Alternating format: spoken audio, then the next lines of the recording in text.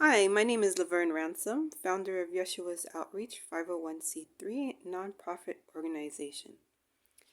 We have a school and we do have a community outreach program. And today I am going to share with you a special presentation, short presentation, entitled How to Promote Early Illiteracy. So if you have an infant or you're planning on having a child, this class is also for you too. Learning starts early. So before I get started, I'm going to start with a brief introduction of who we are on behalf of the preschool division, and then we will continue with our short presentation. So a lot of good things. And by the way, I'm sharing some goodies with you because I have over 26 years of experience working with children of all ages. And so I've worked in the private school sector, the public school, low income, high income programs. So I've seen it all. And I also have my director's credential, so you're in for a little treat. So to get started, I'm going to share a picture with you, and this will be an eye-opener if you have not seen this picture or anything related to it. So let's invest into the minds of our young ones. That's important. When we try later in development or in life, it is often hard or too late to overcome obstacles. These obstacles could be physical or cognitive delays, developmental delays. In addition to obstacles, there are behavioral problems that enter society. From ages 0 to 7, the synaptic connections in the brain are at its highest peak and will gradually decline as the child gets older. So do not listen to that old adage, oh, they can wait until they're older and then they can go to school, or you can start teaching them then. That's a big no-no. Therefore, let us invest in our young and let them be among the great minds of the future. And I know that you agree if you're listening to this. Yeshua Ministry School is non-denominational, founded on biblical judicial principles. So we do offer courses through our nonprofit, which can be taken at any time. But if you're interested in joining our school, this school is designed for all ages, from infants to high school, along with adult workshops for parenting and teaching. Yeshua Ministry School goal is not just to create outstanding leaders for the future, but to also provide a strong foundation for STEM programs such as science, technology, engineering, and mathematics. So a little bit about me. As I said before, founder of a nonprofit, actually a ministry also, yeshuastime.com. So I earned my associate's in arts degree a few years back. I'm not telling you when. And but I can provide that, of course. I have my associate's science degree, and in doing so, while I was earning that, I always had a desire to work with children, so I would volunteer as a hobby, and I would take classes, elective classes, just because learning fascinated me. I have an extensive education towards a bachelor's degree while I worked as an undergrad NIH fellow research lab assistant. And so the journey continues on. And that is why I like to invest time into the sciences. I have over 26 years of experience working with children of all ages. I am an educator and also an early childhood director. I can also oversee elementary school after programs along with kindergarten readiness programs. And that's just a little bit about me. So, without further ado, let's get started. Early literacy can be approached in a number of different ways, but I chose just a few for time's sake and to give you an idea of things that you can do at home. And some of my coursework would come from classes such as integrating the VPK standards and phonological awareness, and language and vocabulary in the VPA classroom. When I say VPK, that means for 4-year-olds. It's a special program to prepare your child for kindergarten. And so I prepare children to pass state standard tests to enter kindergarten. And I've been blessed to have a hand in doing that for a few years. And some of the courses come from early literacy for children ages birth to age 3, emergent literacy for VPK instructors. And so those are some of the classes. Of course, I always go to the library and create my curriculums from diverse sources. So, so the topics of how to approach early literacy, I'm going to just brief on 4. So, passive learning, learning through the arts, books, and dexterity, through toys, activity, and manipulatives. So let's start with passive learning. And that's a whole topic in a book in itself. But when you're learning can be mostly visual.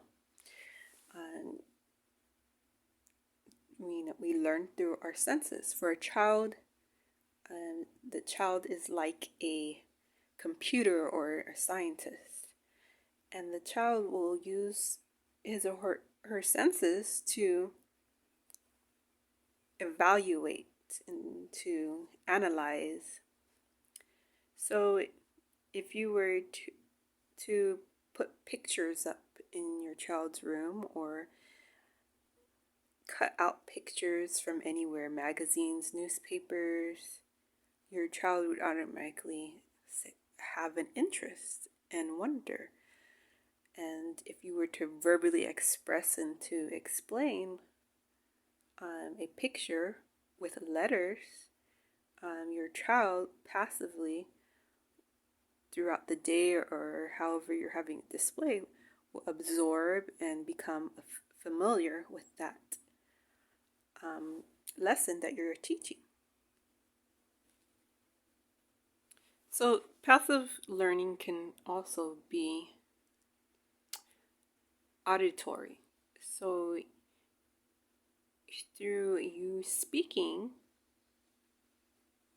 your child would listen and learn pronunciation and learn the meaning of things as you continue communicating, as you continue to communicate with your child.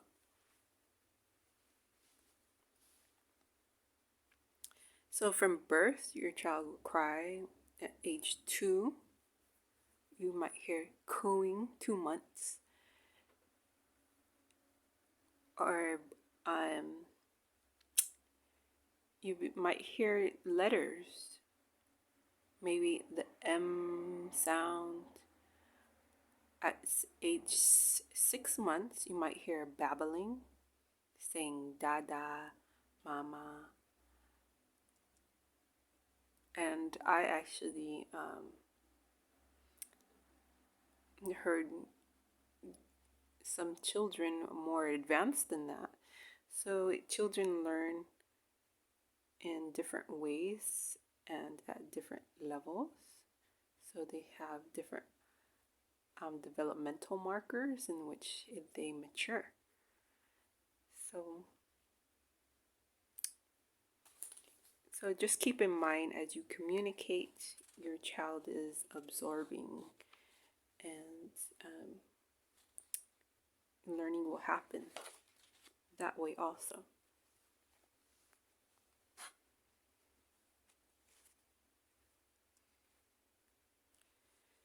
So we would call this indirect preparation for reading through practical life exercises.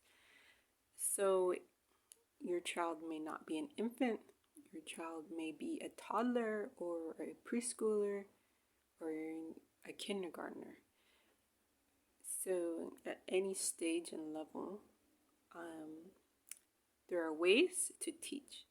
So development of concentration and independence, practical life exercises in general. So you could just teach this through playtime.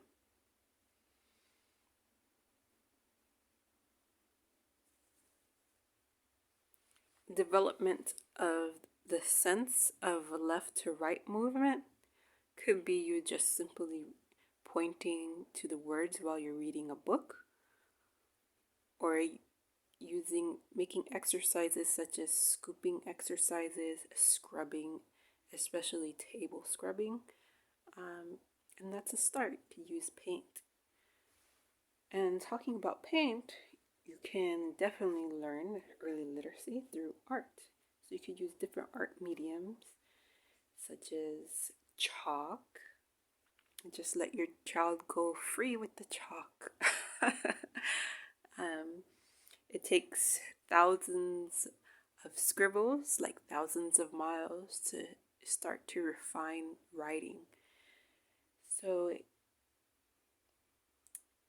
definitely provide a lot of paper or writing surfaces. You could use different art mediums such as crowns, pastels. You could explore with those things. Some markers are interesting because they have different tips. Stamps. You could use different textured papers or using beads, like a gluing activity, to make the shape of a letter. So that's another way of becoming familiar with your letters in early literacy. It depends on your child's age, so you can make it more challenging. Books. So if you have like a little infant, you could start out with a fabric book, because infants generally put things in their mouth, and so they want to taste what they are experiencing, what they're learning. And there are cardboard little baby books, especially if they're teething. You probably do not want them to actually chew away with the books, but it's something that's inevitable. You cannot avoid. They will tend to put that into their mouth. So, and then you could just like look at the pages and talk about it and draw it, depending on their age, so you can make it more complex for them. And take them to a trip to the library. That's always fun, right? Something else you could do is incorporate dramatic play. Use picture matching exercises, shape matching exercises, vocabulary cards if they're older. And here's something nice, sandpaper letters, so they can actually feel. And speaking of sandpaper letters, and let's talk about dexterity toys, activities, and manipulatives. There are toys especially built for this purpose, and there's activities that you can make that your child could be involved in. And if you would like more info on that, just contact me. So, with some of the manipulatives would be puzzles. So, that would require coordination. So, mostly toys that would require coordination.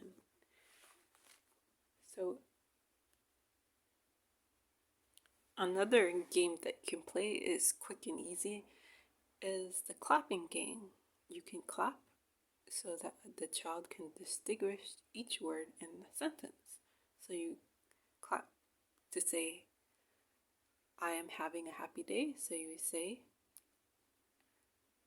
I clap, having, clap, a happy clap, and you know the rest, day. Well, thanks for listening, and I hope to hear from you soon. And enjoy the rest of your day.